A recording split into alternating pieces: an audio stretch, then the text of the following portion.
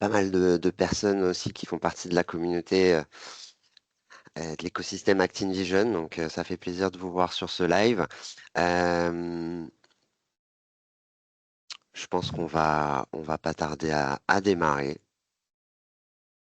Dans tous les cas, donc, ce live sera enregistré, donc on le repartagera bien évidemment sur nos réseaux. Comme je le disais juste avant, pour ceux qui viennent de nous rejoindre, il y a un chat et donc vous avez la possibilité de nous poser vos questions au fur et à mesure et on pourra les prendre avec Alexandre et Marie-Christine. Donc, je vous propose de démarrer. Rebonjour à tous, bienvenue sur ce live animé par ActinVision, orchestré votre plateforme Tableau. De quoi s'agit-il? Il va s'agir de parler notamment de la partie MCP. Comment utiliser cette technologie pour intégrer la partie IA, notamment dans Tableau. En ce qui me concerne, je suis Vincent Chevalier. Pour ceux qui ne me connaissent pas, je travaille depuis 7 ans chez ActinVision sur la partie commerciale. Euh, on sera trois sur ce live. Donc, je suis accompagné par Marie-Christine. Bonjour Euh, à tous. Bonjour Marie-Christine. Donc, Marie-Christine qui est tech leader tableau chez ActinVision et également accompagnée d'Alexandre Bonjour à tous. qui est donc notre Chief Technical Officer chez ActinVision et un des cofondateurs d'ActinVision. Donc vous avez vu l'agenda juste avant, effectivement, j'ai un petit peu inversé, hein, mais on va passer par différentes phases. Donc on va refaire une petite passe sur ActinVision pour ceux qui ne nous connaissent pas, de manière très très rapide, mais on va vite aller dans le vif du sujet. Donc sur la partie MCP, donc déjà voilà, de quoi parle-t-on quand on parle de MCP et également l'impact sur la sécurité des données. De quoi s'agit-il lorsqu'on parle de tableau MCP, donc particulièrement dans l'environnement tableau, et quelles sont les possibilités actuelles? Et donc Alexandre et Marie-Christine ont préparé un petit use case pour illustrer tout ça et nous permettre de comprendre comment, d'un point de vue aussi gouvernance et technique, on peut intégrer ce nouvel outil dans Tableau. Et donc, on pourra effectivement prendre les questions à la fin. ActinVision, donc pour ceux qui ne nous connaissent pas, nous sommes une agence data, donc on est expert de la data et spécialiste dans ce domaine. Donc on est à la fois une société de conseil avec nos consultants qui peuvent vous accompagner et qui accompagnent les entreprises donc, dans la mise en place de solutions, mais nous sommes également partenaires et revendeurs de certaines solutions. Donc l'objectif euh, chez ActinVision, c'est vraiment de rendre fluide et accessible la data pour que chaque décision soit la plus éclairée, stratégique et impactante grâce à la data. Donc, je vous propose de passer aussi à la slide suivante pour vous rappeler qu'on a quatre agences, Paris, Lyon, Strasbourg et Montréal, et que nous sommes un peu plus de 120 collaborateurs actuellement. Pour la slide suivante, donc là, c'est rapidement sur les domaines d'expertise d'ActinVision. Donc, juste pour vous rappeler qu'on a organisé nos expertises dans 5 grands domaines. Donc, tout ce que vous retrouvez au milieu, c'est la chaîne de valeur de la donnée avec la partie data platform, data engineering et data analytics.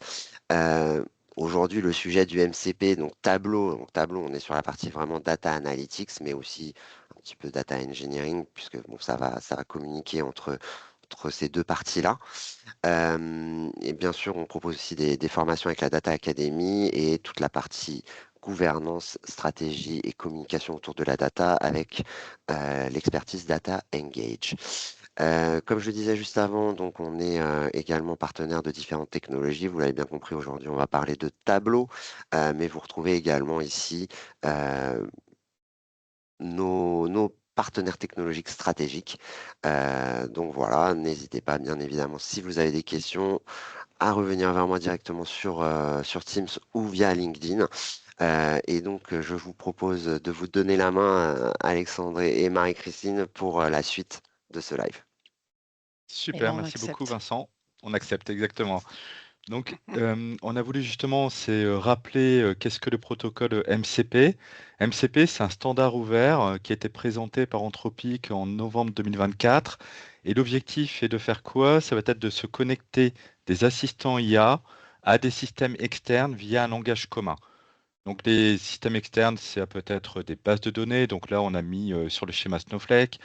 Ça peut être des CRM, ça peut être des ERP, et ça peut être bien évidemment des systèmes comme Tableau sur lesquels on va vraiment faire le focus, en tout cas aujourd'hui. Ce qu'il faut bien voir, c'est qu'on aura donc deux rôles principaux dans la partie MCP. On aura l'hôte et le serveur. L'hôte, ça va être l'application qui va contenir le LLM. Donc le LLM, Large Language Model, pour tout simplement Mistral, GPT-4, etc. Et qui va interagir avec l'utilisateur.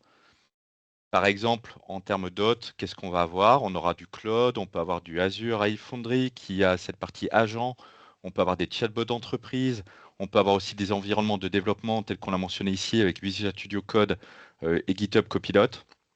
Et à l'intérieur de cet hôte, on va retrouver ici un MCP client. Donc ce client MCP, c'est lui qui va connaître le langage et qui sera se connecter à des serveurs MCP. Qu'est-ce qu'il va faire? C'est qu'il va traduire les besoins du modèle. Donc par exemple, je suis dans mon hôte et je souhaite tout simplement poser une question. La question, ça va être, j'ai besoin des données de vente. Bon, je dis vraiment n'importe quoi.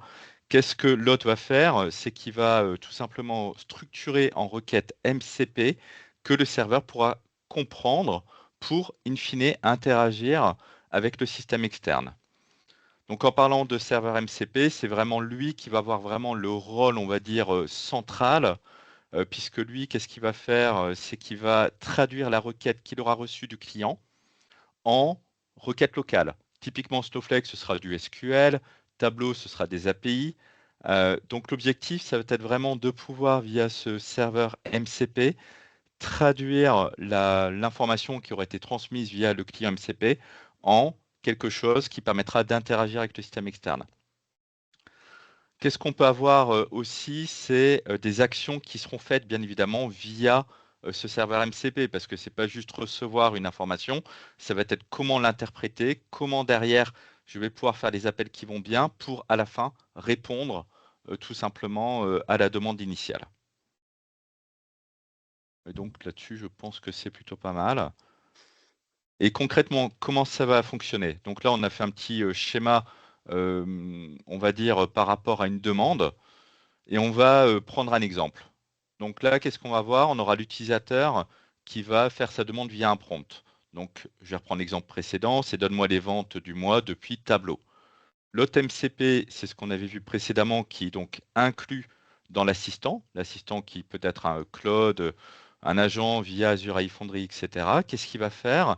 C'est qu'il va analyser la question et va dire, OK, bah, au final, je sais qu'on parle de Tableau et que ça va impliquer justement des données tableau, puisque derrière, dans le contexte qu'on aura précisé, on aura, ou dans les instructions, on aura donc spécialisé cet élément-là.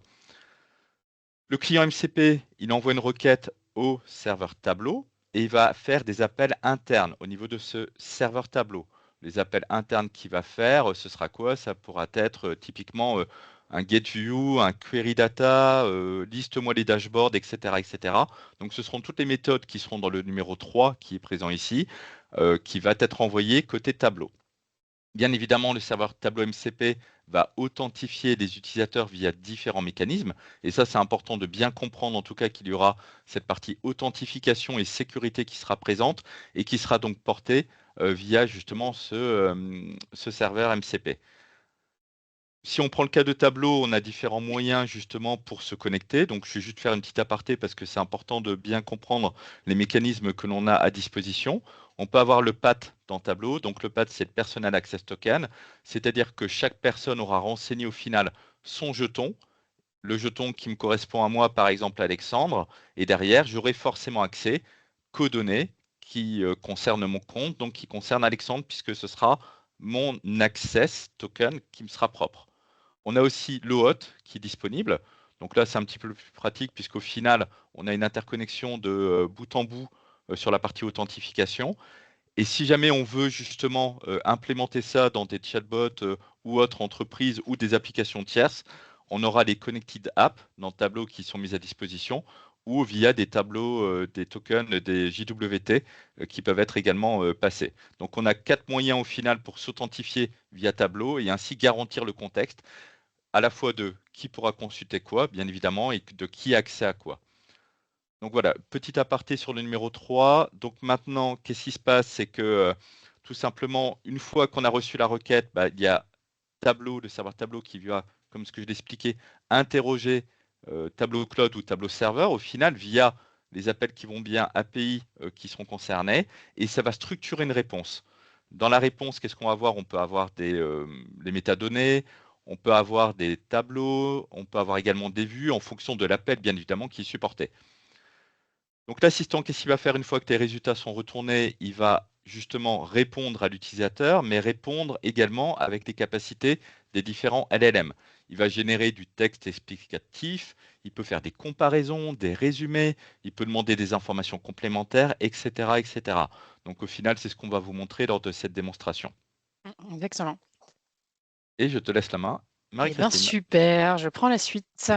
Donc là, l'objectif, en fait, donc Alexandre voilà, a expliqué un peu ce que c'était du coup concrètement MCP. Donc il a évoqué en effet les différentes possibilités que l'on a avec Tableau MCP. Donc là, le but, c'est vraiment de rentrer un peu plus dans les détails, à la fois en vous montrant les différentes possibilités que l'on peut avoir côté Tableau et aussi après en illustrant avec un use case très concret où on va réaliser une analyse pour voir ce qui est possible, les limites et aussi les avantages d'utiliser du coup un agent aujourd'hui IA pour réaliser ce type d'analyse. Donc concrètement, Tableau MCP, ça va vous permettre de faire quoi? Donc j'ai classifié ça à peu près en 3 grandes catégories. La première, ça va être tout ce qui est discovery, donc découverte de tous vos éléments tableau. Donc tout simplement savoir quels sont les différents workbooks, data source, vues, metric pulse aussi que vous avez dans Tableau, mais aussi d'avoir un peu un aperçu de ce que sont concrètement ces éléments-là en accédant directement aux métadatas à la fois des data sources, mais aussi des workbooks. Donc ça va être les descriptions de ces sources-là, les descriptions des différents champs, donc métriques, dimensions, quels sont les types de ces métriques, le type d'agrégation, etc. Donc ça, voilà, c'est assez utile. On le verra en particulier pour tout ce qui est connaissance sur la source de données, fiabilité. Donc ça, c'est le premier élément. Le deuxième élément, c'est le plus important, hein, c'est tout ce qui est analyse de données. Donc là, vous allez pouvoir faire à peu près le même travail d'analyse exploratoire que vous feriez dans Tableau, mais vous allez pouvoir le faire directement via l'agent. Donc Alexandre avait expliqué que concrètement pour Tableau, ça consistait en des requêtes API. Donc il y a différentes API qui sont utilisées. Il y a la VSQL en l'occurrence pour tout ce qui est travail d'analyse. Tout ce qui était metadata sur le point 1, c'était la metadata API. Et il y en a une troisième qui est la REST API. Donc voilà, tout le travail d'analyse, donc ça va être requêter concrètement les data sources, réaliser un certain nombre de calculs, créer des graphiques, voilà, pour dégager justement un certain nombre d'insights. Et c'est aussi là où l'agent est aussi très intéressant, c'est qu'en récupérant toutes ces données tableau, vous allez pouvoir l'enrichir justement avec des éléments extérieurs pour avoir justement une analyse beaucoup plus étayée et pertinente. Autre point aussi, la dernière API aussi auquel on a accès, c'est tout ce qui est Pulse. Donc on peut aussi requêter directement les différentes métriques Pulse que l'on a côté Tableau et aussi du coup récupérer la partie Insight qui est générée sur les différentes métriques. Donc ça aussi, ça peut être pratique pour justement dans une logique un peu d'exploiter directement les éléments qui sont déjà créés côté tableau et éviter de recréer perpétuellement from scratch, ça peut être aussi intéressant. Et le troisième use case que j'ai identifié, c'est justement un peu ce que je viens de dire, c'est récupérer directement des workbooks ou des vues que voilà, par exemple des data analysts auraient créé et qui mettent justement à disposition d'autres utilisateurs. Et surtout, voilà, c'est des workbooks qui sont certifiés. Donc voilà, ça peut être aussi pertinent de récupérer des choses déjà existantes. Pour vous montrer concrètement à quoi ça correspond, hop, si je vous Juste une montre. petite question, Ouais, c'est par rapport justement à Tableau MCP, donc ce serveur. ouais. Et justement, ce que tu es en train de montrer, la question que j'ai, c'est quelque chose qui est supporté par Tableau ou pas au final, ou c'est plus communautaire? C'est plus supporté par Tableau, selon moi, dans le sens où c'est aussi les différentes possibilités liées aux API Tableau. Donc là, typiquement, on ne peut pas forcément faire entre guillemets tout ce qu'on veut. Du coup, Tableau MCP, concrètement, c'est uniquement ces types de fonctionnalités qui sont mises à disposition. Donc, vous avez accès via la documentation GitHub de Tableau. Donc là, c'est Tableau qui a mis à disposition ça. Et donc là, on retrouve en effet les différentes catégories qu'on a, que tu avais aussi évoqué, Alexandre. Donc, par exemple, lister les différentes sources de données, les différents workbooks, récupérer directement aussi des éléments existants, donc GetViewImage, où là, on peut directement récupérer du coup un graphique déjà créé dans Tableau. Toute la partie query data source, donc là c'est clairement je pense la fonctionnalité la plus utilisée par les agents, puisque ça va être là où on va vraiment créer la partie analyse. Et après tout ce qui est lié au metric pulse. Voilà. Donc c'est vraiment dépendant aussi de ce que permettent de faire les API Tableau aujourd'hui à l'heure actuelle. Et cela fonctionne sur Tableau serveur, Tableau cloud, les deux? Ouais, tout à fait. On peut paramétrer sur les deux. Les deux sont assez simples. Faut préciser tout simplement le serveur ou l'environnement cloud, comme tu l'as dit, après mettre le token, donc les informations d'authentification, et de préciser aussi les environnements auxquels on a accès. Donc ça, on va le voir justement dans la partie use case où il y a quand même une partie spécification pour dire à l'agent, tu peux accéder uniquement à tel projet et du coup tel environnement et un peu cloisonner les accès justement pour l'agent. Voilà, donc ça, voilà, c'était juste pour résumer un peu voilà, les différentes possibilités que vous avez aujourd'hui avec Tableau MCP. Donc on voit que c'est quand même malgré tout assez large. Et le point numéro 2, qui est quand même toute la partie analyse, est quand même très intéressant. Donc là, le but, ça va être tout simplement de vous faire la petite démo de concrètement comment ça se matérialise et qu'est-ce qu'on peut réellement faire aujourd'hui avec Tableau MCP. Donc nous, pour le use case, déjà, on s'est intéressé, le scénario, on va dire, qu'on a créé, c'est on va être un site e-commerce de sport. Et le but, on est janvier 2026, donc comme je pense beaucoup d'analystes, le but c'est de réaliser tout simplement le bilan de l'année 2025 et de le comparer à l'année 2024. Donc pour ça, en fait, on a créé tout un environnement. Donc là, je pense, Alexandre, tu pourras un peu plus détailler que moi, mais qui est justement dans Azure. Pour le coup, si tu veux peut-être dire deux mots peut-être sur Microsoft Foundry pour ceux qui ne connaissent pas. Ouais, ouais, avec plaisir. Donc, en effet, Azure et Foundry, ça permet justement de créer des agents. C'est ce que l'on a réalisé justement dans le cadre de cette démonstration, où derrière, on peut configurer différents modèles et on peut configurer aussi différents outils, et dont les outils, c'est justement un serveur MCP que l'on a configuré. Dans cet environnement, tel qu'elle est en train de montrer justement Marie-Christine, on a justement les instructions que l'on peut donner qui vont donc permettre de spécialiser. Sur la partie droite, on aura toute la partie de test avant publication. Après, on peut y accéder depuis une interface web, depuis Teams, etc., etc. On pourra donc consommer l'information qui sera fournie via cet agent. Voilà, donc là, en effet, c'est toute la partie instruction que j'ai spécifiée pour réaliser ce use case. Donc ça, c'est vraiment une partie primordiale, peu importe l'agent que vous allez utiliser. On verra à la fin, j'ai aussi fait exactement le même use case avec Claude. Donc pour le coup, c'est pas le même modèle. Là, ici, on est sur GPT 4.1 et Claude, c'est Sonnet 4.5. Donc on verra qu'il y a quand même malgré tout des différences justement avec le modèle que vous utilisez. Par contre, ce qui reste universel, entre guillemets, pour n'importe quel agent, c'est les instructions et respecter une structure qui est compréhensible et pertinente pour l'agent. Donc là, le but, c'est bien sûr d'expliquer quel type d'agent c'est.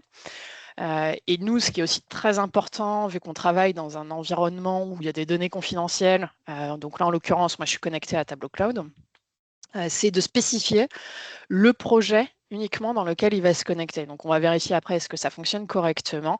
Mais donc, c'est dans toute cette partie où vous allez spécifier ça. Bien sûr, après, c'est très classique, hein, je ne vais pas rentrer dans les détails, mais les objectifs, qu'est-ce qu'on attend de l'agent, les types de, voilà, les règles, par exemple, ne jamais inventer de données, toujours partir idéalement aussi de ce qui est existant pour éviter de recréer perpétuellement, sur le format aussi des réponses qu'on attend et aussi de bien spécifier toutes les sources de données. Voilà, donc ça, c'est vraiment très important, cette partie-là.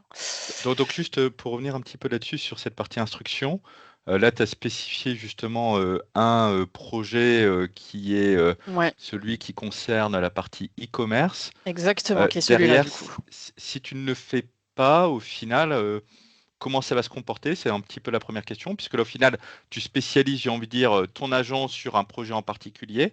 Et la deuxième question que j'ai, ça va être sur l'aspect de aussi instruction en tant que telle. Au final, tu as dû faire combien d'essais avant d'avoir quelque chose qui va tourner, on va dire, ou qui fonctionne? Bah là, en effet, c'est primordial de spécifier dans les instructions. Sinon, bah, en fait, ça va dépendre des autorisations que vous allez donner dans Tableau Cloud ou Tableau Server. Donc, il va reprendre à peu près tout ce qu'il va trouver en fonction des rôles que l'agent a. Donc là, moi, typiquement, au départ, si je n'avais pas spécifié le projet e-commerce, il aurait vu à peu près tous les projets qu'on a, nous, dans Tableau Cloud. Donc là, c'est vraiment primordial de bien le mettre dans les instructions. Et sur la partie structure, j'ai fait quand même plusieurs essais. Après, il y a des choses qui sont plus ou moins, on le verra justement, efficaces. Mais là-dessus, il y a pas mal de documentation. Typiquement, je vous invite à regarder, il y a Google pour du coup, leur IA Gemini aussi qui donne justement un peu des guidelines. Anthropic aussi donne beaucoup de justement règles pour structurer vos instructions et vos prompts. Donc, je suis repartie un peu de ça pour justement essayer d'avoir quelque chose de correct et de pertinent. Du coup, je vous propose de rentrer dans le cœur du sujet.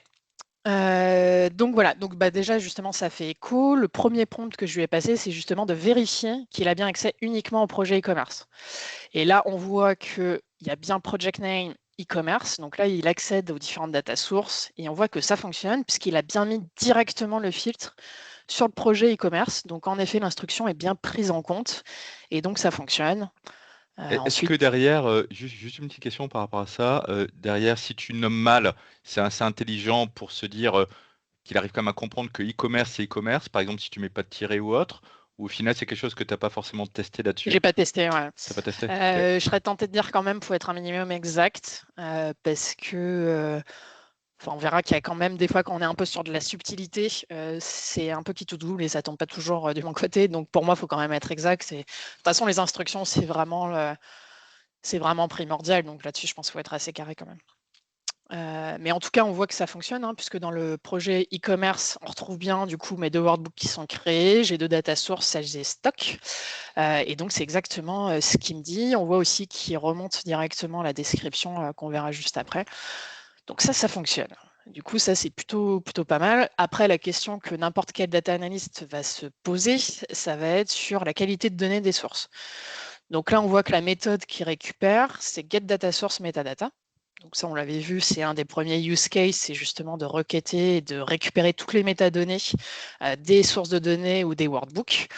Donc là, il le fait pour la première source, il va le faire aussi pour la deuxième source, hein, puisque j'en ai deux. J'ai la source sales et la source stock. Et donc, on voit que ça, c'est juste en mode debug un peu, parce que Ouais, derrière, on n'est pas exactement. obligé d'approuver toutes les requêtes, hein. Sinon, Non, ça va sinon, être un c'est un petit peu peu compliqué. painful. Et donc concrètement, qu'est-ce qu'il va faire? Il va récupérer les métadonnées qu'il a, et en l'occurrence, ce qu'il récupère, c'est vraiment les informations sur les différents champs. Donc il va en fait récupérer toutes les dimensions et les métriques qu'il va trouver dans les data sources. On voit, hein, les types d'agrégation possibles en fonction des mesures, hein. Donc là, par exemple, agrégé en sum ou count.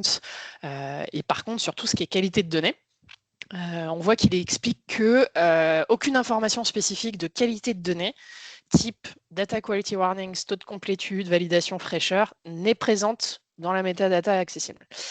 Et là, c'est intéressant parce que, en effet, côté sales, j'en ai pas pour le coup.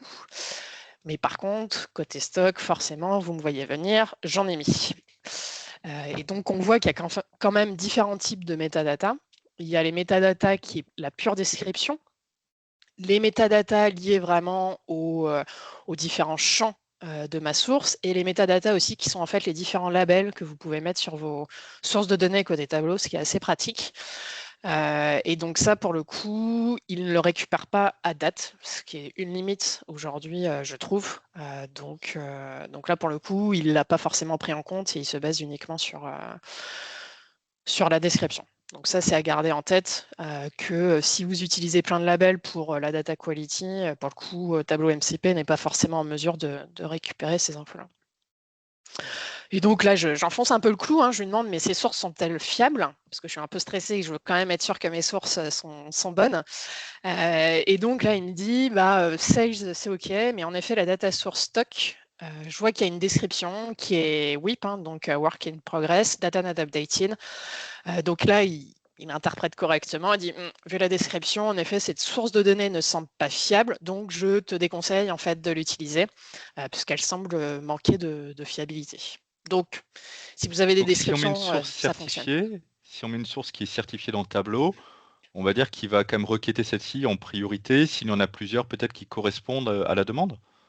En fait, il se base pour l'instant uniquement, d'après mes tests, uniquement sur en effet les descriptions, que ce soit par exemple les descriptions des champs, les descriptions là, de la data source.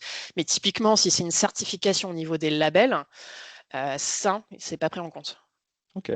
Donc, bon, après, ça va peut-être venir en effet. Je pense que c'est lié aux limites de l'API metadata côté tableau.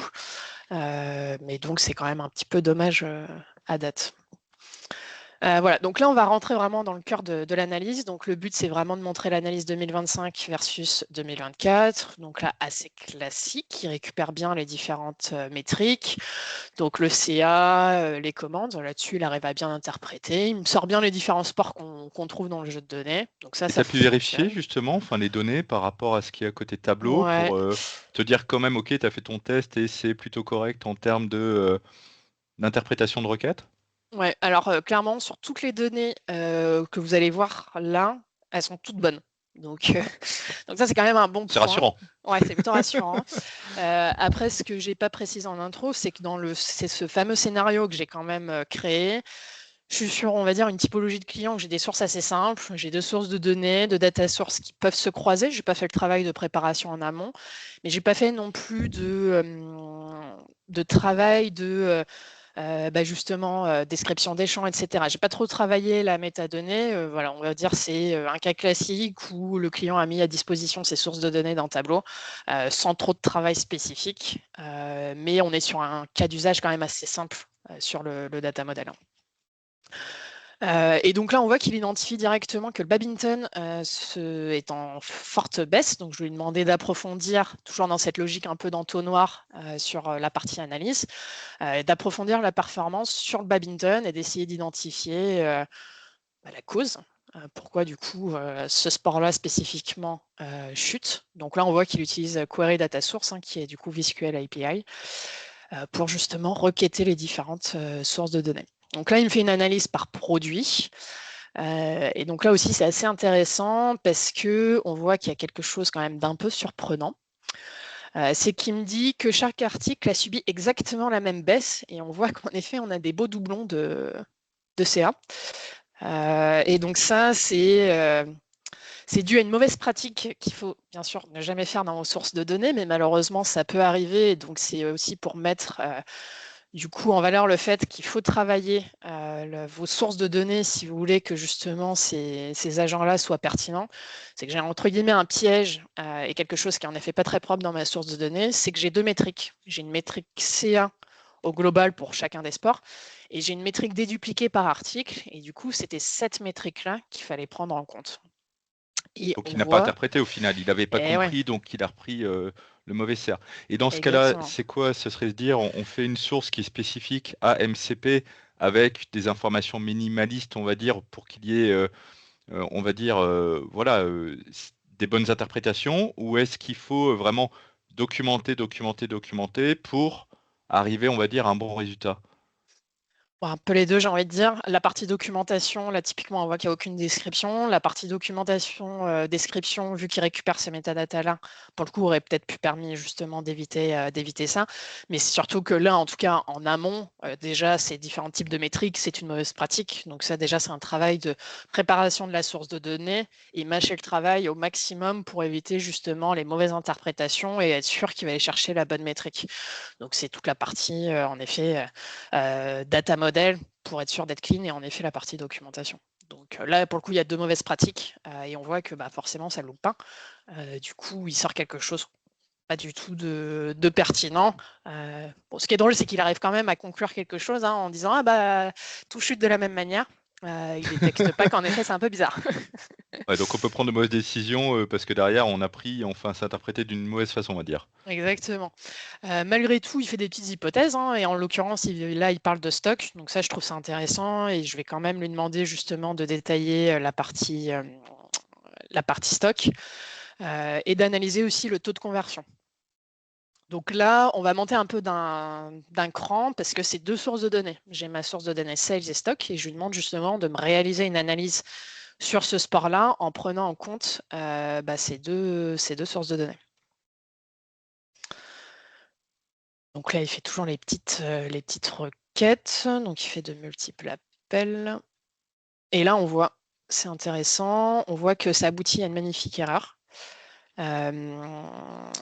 Du coup, qui est due en fait que justement, c'est l'IA, enfin l'agent a eu du mal à croiser les deux sources de données et a eu du mal à trouver la clé de jointure et elle n'a pas réussi. Donc j'ai retenté, je l'ai Tu as repassé. spécifié la clé de jointure justement dans ce cas-là Et non, pour que ça fonctionne, non? et non. Après, le champ est nommé pareil, c'est article ID, c'est exactement le même champ dans chacune des sources de données. J'ai une source très simple qui est stock qui a juste 3 dimensions et métriques, donc pour le coup elle est ultra basique. Donc je pense que là c'est plutôt technique sur vraiment plus la manipulation plus que d'identifier la clé.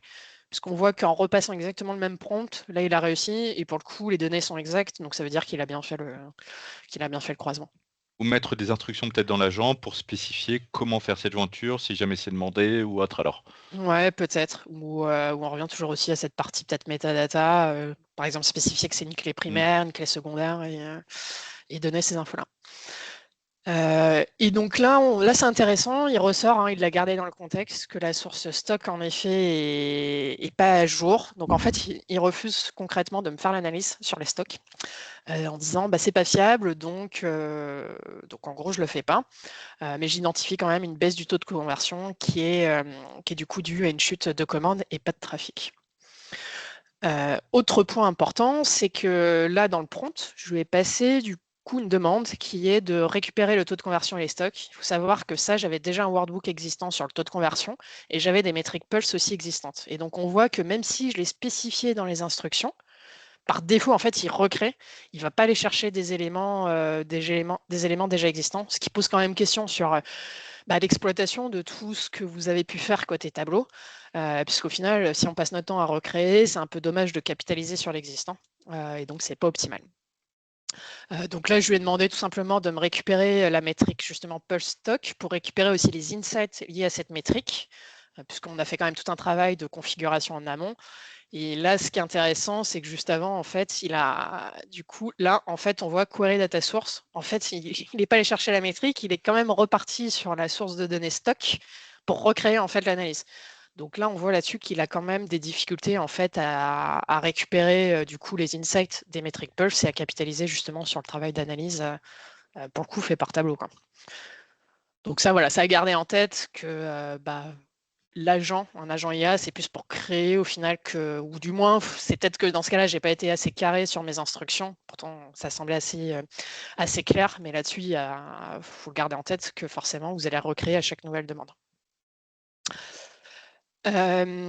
Ensuite, voilà, là, on rentre dans la dernière partie. Donc là, on était sur le use case vraiment numéro 2, qui était la partie analyse de données vraiment plus exploratoire, un peu ce que vous faites déjà dans Tableau. Et donc là, on va vraiment utiliser l'agent pleinement, où je vais lui demander d'estimer la perte potentielle de ce CA. Donc je sais que le badminton, ça a chuté, je sais que c'est dû à une baisse du taux de conversion, qu'il y a probablement une rupture de stock, et je lui demande d'estimer le manque à gagner dû à cette baisse. Donc là, il va faire différentes hypothèses, hein. Donc on voit qu'on est sur un truc assez classique de produit en croix, où il prend le taux de conversion de l'année dernière. Donc là, je pense qu'un analyste n'aurait pas forcément pris la même hypothèse, surtout que en 2024, il y avait un élément notable qui était les JO de Paris. Donc on sait bien qu'en 2025, le taux de conversion sera probablement plus bas. Mais bon, malgré tout, ça reste intéressant. Ça donne une base aussi d'analyse. Et ça permet aussi après d'affiner et justement de voir avec un data analyst pour affiner l'analyse. Et Donc, justement, le contexte, comme les événements, ce que tu citais avec les JO, etc., c'est des choses qu'on peut intégrer? ouais, là, typiquement, ce que vous voyez, c'est que je demande d'enrichir avec un contexte extérieur. Donc, il y a plusieurs façons d'enrichir le contexte. Il y a à la fois juste de faire appel avec des ressources que vous allez trouver sur Internet, mais aussi de passer des fichiers, ce que je n'ai pas fait là dans ce use case, mais de passer aussi d'autres sources pour justement enrichir avec des données propres à l'entreprise. Donc, ça peut être des PDF, des Word, etc., tout document notable qui peuvent justement contribuer à ce travail d'analyse. Et c'est là toute la plus-value aussi de ces agents-là par rapport justement à juste une analyse pure tableau. Donc là, par exemple, il est bien allé chercher le contexte extérieur qui est du coup les JO en 2024. Ce qui est marrant, c'est qu'en 2025, il me dit qu'il n'y a pas eu d'événement international majeur, ce qui est faux puisqu'il y a eu les championnats du monde à Paris. Donc ça, pour le coup, il ne l'a pas trouvé. Ce qui est un peu dommage pour l'analyse parce que ça permet, c'était justement aussi un élément sur lequel je voulais que l'agent aille, c'était de voir que il y a une chute de stock et qu'il y a eu les championnats du monde de 2025 et que du coup, on n'a pas capitalisé en fait sur cet événement-là pour justement vendre comme on aurait dû vendre. Donc il ne faut pas Après, prendre tout pour argent comptant au final. Il faut quand même bien, j'ai envie de dire, valider avec des contextes externes. Et même si tu le fais, il faut quand même valider les sources. ouais, exactement. Là, typiquement, on voit, donc là, c'est le GPT, hein, le modèle, on voit qu'en effet, il est passé à côté de certains éléments. Donc moi, en fait, en conclusion, là, on voit qu'il a quand même réussi à faire le travail malgré tout d'analyse, hein. On a fait ce travail d'analyse par entonnoir. J'ai demandé une analyse sur 2025. Il m'a identifié du coup les sports qui performaient le moins bien, ceux qui performaient le mieux. Il a identifié les métriques quand même, parce que je l'ai guidé aussi, hein. Mais il a identifié les métriques justement qui étaient en chute. Il a identifié des hypothèses potentielles. Mais en effet, il est passé quand même à côté de certains éléments. Donc là, ça n'empêche pas qu'il faut toujours quand même un regard critique et pour le coup un regard de data analyst pour enrichir tout ça. Mais ça donne malgré tout une bonne base. Donc ça, c'était pour AI Foundry. Je vois qu'il est 40, donc je pense que j'ai juste 5 minutes pour vous montrer sur Claude, parce que j'ai réalisé exactement du coup, la même analyse, hein. Donc je me suis amusée à prendre les mêmes instructions, les mêmes prompts, le même schéma d'entonnoir, exactement tout pareil pour voir les différences du coup, qui sont liées entre Sonnet et GPT et voir ce qui est dû au modèle, au choix du modèle pour la réalisation de l'analyse. Et donc, spoiler, je trouve que Sonnet sur la partie analyse et enrichissement est vraiment meilleur que la partie GPT. Sur tout ce qui est où on s'est dit les limites actuelles, qui est forcément de dire si les métadatas sont pas OK, ça c'est exactement pareil, hein, parce qu'en fait, c'est des limites aussi propres à Tableau. S'il ne trouve pas les informations, il ne va pas les inventer. Mais par contre, sur la partie analyse, je trouve ça un peu plus complet. Donc là, on voit que c'est le même tableau qu'avait fait pour le coup dans AI Foundry. C'est juste un peu plus en forme, entre guillemets. Il identifie de la même manière la chute du badminton. Donc ça, c'est exactement pareil. Il me sort un certain nombre de métriques à peu près les mêmes, mais en tout cas, voilà, direct, il me dit nécessite une investigation urgente. Donc ça, je trouve ça assez propre. Il met bien aussi la source de données utilisée. Donc ça, c'est assez clair. Et là où vraiment, je trouve que ça sort un peu du lot, c'est sur la partie vraiment rapport final. Donc à la fin, j'ai un peu cramé mes crédits pour lui demander d'enrichir vraiment toute l'analyse, donc de la même manière avec le contexte extérieur. Donc là, il a fait un certain nombre de requêtes, hein, où il allait chercher tout le contexte, etc., sur ce qu'il a trouvé. pour me générer un rapport assez important et que je trouve plutôt complet. Donc là, déjà, c'est bien, il me rappelle bien la période, il me rappelle aussi toutes les data sources et le projet où il allait, du coup, où il se réfère, et aussi tous les éléments extérieurs qu'il a trouvés. Il me récapitule bien toutes les métriques, où on en est concrètement sur l'année 2025 pour mon bilan. Directement, il me remet bien le contexte extérieur, hein. Et donc là, vous voyez que pour le coup, les championnats du monde, lui, il l'a trouvé. Il me remet aussi tous les événements qui ont eu lieu. Donc là, c'est intéressant. Il me dit qu'en fait, il y a eu une augmentation du nombre de licenciés. Donc ça, d'un point de vue business, c'est intéressant parce que s'il y a un nombre de licenciés, ça veut dire que les gens vont acheter du matériel. Donc logiquement, j'aurais dû vendre plus sur l'année 2025. Et après, c'est là où, pour le coup, GPT et Foundry étaient un tout petit peu en dessous. C'est que sur l'analyse, comme il a mieux réussi à récupérer ce travail de contexte, on voit que justement sur le semestre 1, il me dit c'est OK. Et par contre, sur le semestre 2, directement, il identifie qu'il y a eu des ruptures d'approvisionnement. Et surtout que juillet-août, il y a un pic de demande, du coup, qu'on a loupé, hein, puisqu'il y avait les championnats du monde, que c'était un événement sur lequel on aurait pu capitaliser, et que faute de rupture de stock, on n'a pas pu justement générer les différentes commandes. Donc ça, pour le coup, je trouve ça assez pertinent. C'était clairement le scénario que je voulais que l'agent trouve et les conclusions auxquelles je voulais qu'il aboutisse. Et après, pour le coup, il fait les mêmes calculs de produits en croix, hein, sur le C1. Bon, c'est pas exactement le même chiffre. De toute façon, je pense qu'il ne faut pas trop prendre pour content ce genre de calcul. Mais ça donne une bonne base d'analyse. Et après, ce que j'ai pas fait là, c'est que bien sûr, toutes ces analyses-là, j'aurais pu même lui demander de me réaliser du coup une présentation PowerPoint, de générer davantage de graphiques. Et donc là, c'est là aussi où c'est quand même assez puissant. D'où l'important de bien choisir son modèle, j'ai envie de dire, et de faire des tests pour savoir lequel est le plus pertinent au final. Ouais, exactement. Et donc après, ça dépend aussi des besoins clients, des besoins de votre entreprise. Ça dépendra aussi des coûts dont on va voir juste après. Donc en résumé, là, ce use case qu'il a permis de montrer, c'est que sur des sources de données, malgré tout, ça permet quand même de faire une partie un peu data préparation que là, j'ai pas fait typiquement en amont. Il a quand même réussi à le faire. Il a quand même permis de gagner du temps sur le travail d'analyse, d'enrichir aussi avec des éléments extérieurs, même s'il n'a pas forcément tout trouvé, ça donne un bon point de départ. Et toute la partie aussi configuration paramétrage était relativement simple. En vrai, en quelques clics, c'est fait. Et si vous spécifiez bien vos instructions, normalement, ça se passe bien. Et surtout, Claude, tu as un module qui est directement intégré à Tableau. Tu as une petite add-on qui facilite aussi. Ouais, c'est une extension, ouais, tout à fait. Mais Ouais. vraiment, pour le coup, je suis pas des développeurs. Et franchement, en 30 secondes, je l'ai fait, donc c'est vraiment très simple. Donc ça, c'est vraiment un point fort. Et sur les limites, hein, on l'a vu, ça c'est critique. C'est toute la partie vraiment construction des sources, documentation, comment les sources se croisent entre elles, quelles sont les clés de jointure, la description des champs. Parce qu'on a vu que forcément, si vous ne faites pas tout ce travail de préparation, l'agent, il va par moment, du coup, halluciner et rendre des données qui sont fausses. Donc là, c'est vraiment primordial. On a vu qu'il y avait quelques petites limites aujourd'hui au niveau des API pour récupérer certaines informations dans Tableau. Et après, du coup, aussi l'autre limite que j'ai vue, c'est qu'il ne capitalise pas suffisamment sur l'existant. Et donc forcément, comme il va recréer, ça va consommer davantage de crédit que juste un simple appel à quelque chose de déjà existant. Voilà, donc ça va nous amener à la question qui est justement comment intégrer ces agents-là de manière plus large dans l'entreprise et aussi le coût que ça génère. Puisque là, typiquement, Alexandre va vous montrer, mais typiquement, moi, pour Claude, mes prompts étaient probablement pas encore assez structurés, ce qui fait que Sonnet a tendance un peu à énormément enrichir les réponses qui consomment beaucoup de crédit.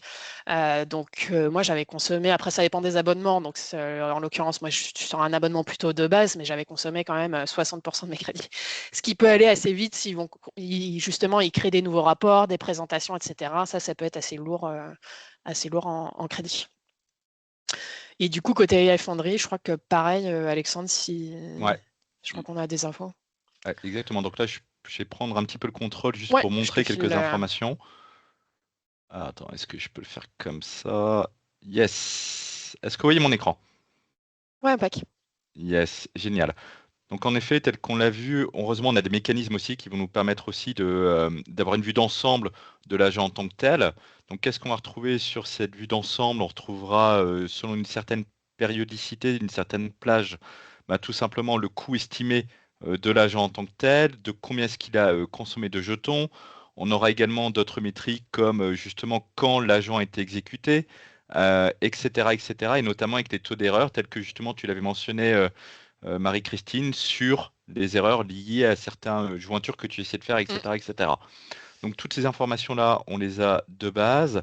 Ce qui va nous intéresser aussi, c'est de rentrer peut-être un petit peu plus dans le détail, parce qu'on peut détecter peut-être des patterns sur les questions les plus posées. Peut-être que ça nécessite un tableau de bord spécialisé ou non, je ne sais pas.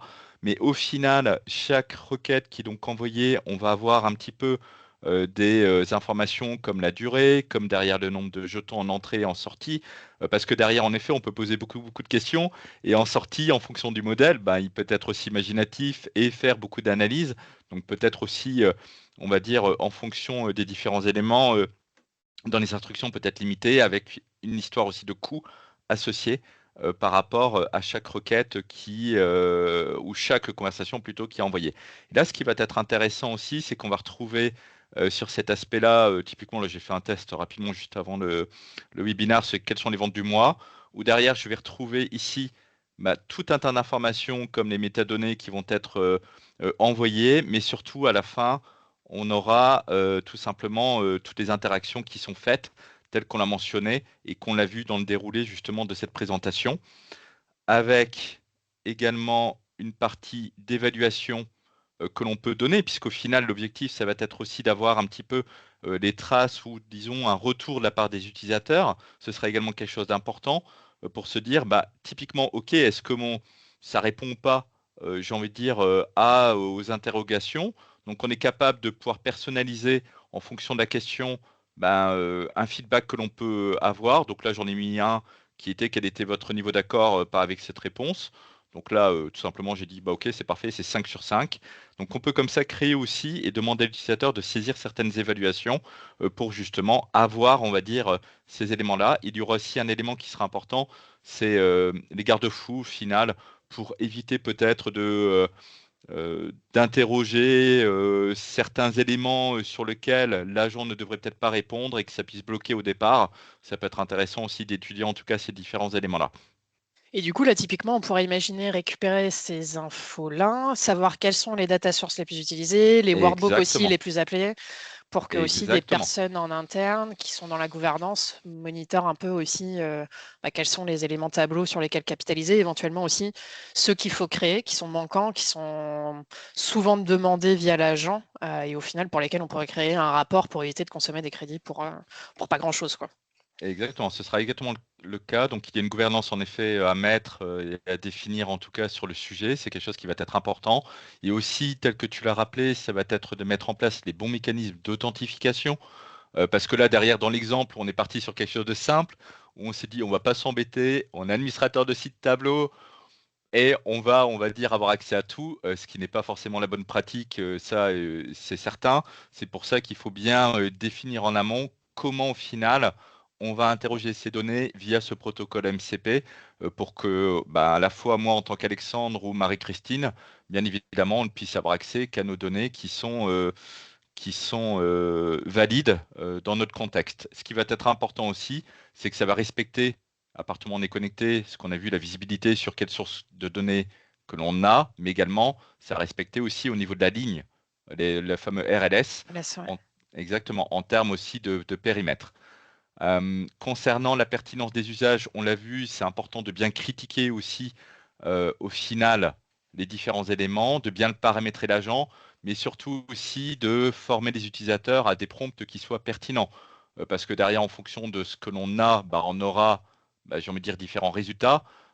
Et derrière, ce ne sera pas forcément, en tout cas, l'usage voulu. Donc il y a quand même quelque chose à mettre en place à ce niveau-là pour s'assurer et contrôler, j'ai envie de dire, que les prompts qui seront mis en place sont pertinents et que les personnes les bonnes analyses par rapport justement aux questions qui sont posées. Et un élément important aussi, c'est la mise en place de quotas. qu'il faut mettre à un instant donné pour éviter Ouais, sinon ça va peut-être. vite. Ouais, ça peut aller très vite.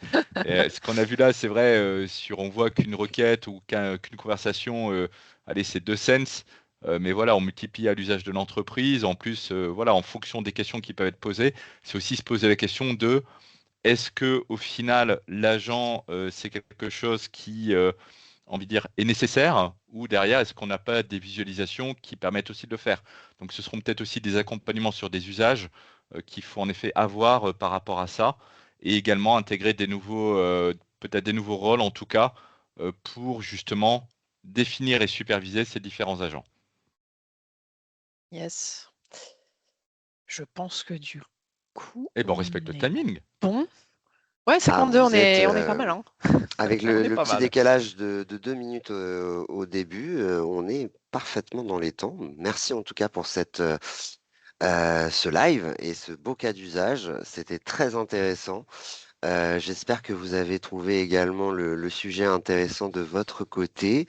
N'hésitez pas à nous poser des questions. Il nous reste quelques minutes. Voilà, on peut échanger encore jusqu'à midi. On a eu une question pendant le live donc d'Ophélie qui nous demandait si on avait pu comparer aussi avec la partie Cortex Analytics de Snowflake donc qui est, on va dire, la partie IA proposée aujourd'hui chez Snowflake. Donc là-dessus, on a un webinar qui sera prévu prochainement justement sur toute la suite Snowflake Intelligence et donc on pourra certainement répondre à ce type de questions à ce moment-là. On a également une question de Darius qui nous demande pour la gestion des droits, est-ce que ça se ferait avec un JWT par utilisateur? Je ne sais pas qu'est-ce qu'un Ouais, JWT. non, c'est plus un patch justement, c'est ce que j'ai répondu dans le chat, mais en effet, ça serait de cette manière-là, tu as tout à fait raison. Et du coup, l'idée aussi, c'est, bon, ça après, c'est à définir en fonction justement, c'est encore un peu récent, mais de définir aussi des projets et des rôles vraiment spécifiques pour les agents. Donc là, ça va être un travail aussi d'organisation au sein de Tableau pour savoir quelles sont les data sources qu'on veut donner accès. Donc, on parlait des sources certifiées, typiquement, ça va être ces sources-là. Éventuellement, des sources un peu retravaillées aussi dans une optique d'agents IA. Mm. Donc, c'est sûr que ça va pousser à réflexion sur la partie gouvernance et comment intégrer ces nouveaux usages-là sur l'organisation côté tableau. Ouais. En effet, il va y avoir effectivement des questions à ce niveau-là.